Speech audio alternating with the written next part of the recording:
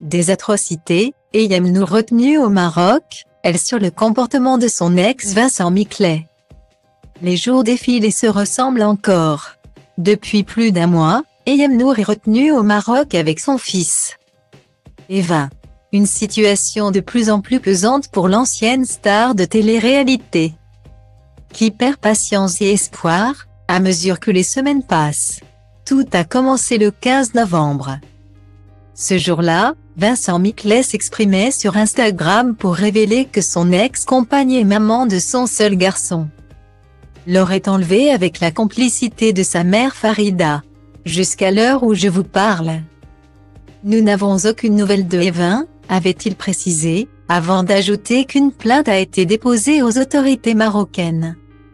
Le lendemain, l'ancien compagnon de la candidate de Secret Story prenait la décision de garder le passeport de son enfant pour empêcher Eyem Nour de quitter le territoire.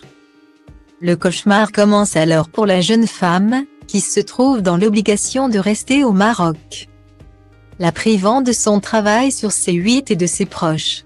Le 23 décembre dernier, l'ancienne meilleure amie de Nabila s'exprimait sur son calvaire au quotidien par le biais d'un message cryptique. C'est dans les preuves que l'on découvre qui sont les vrais. Tout cela m'aura au moins permis de faire un bon tri. Point. Virgule, avait-elle écrit dans une énième story. Bloquée dans une villa au Maroc avec son fils, Eyem Nour s'exprime chaque jour via les réseaux sociaux. Non pas pour obtenir gain de cause, mais pour raconter le sort que lui réserve son ex-compagnon.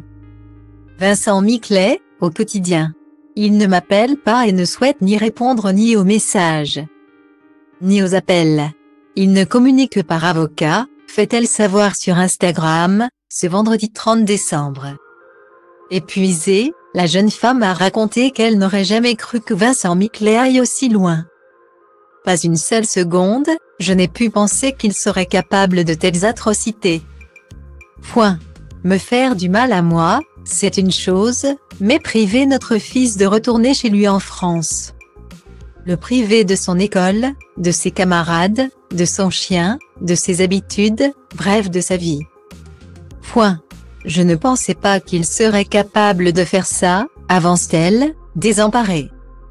Eyem Nour n'espère désormais qu'une chose, obtenir gain de cause et rentrer chez elle à Cassis, où elle vit désormais avec son enfant.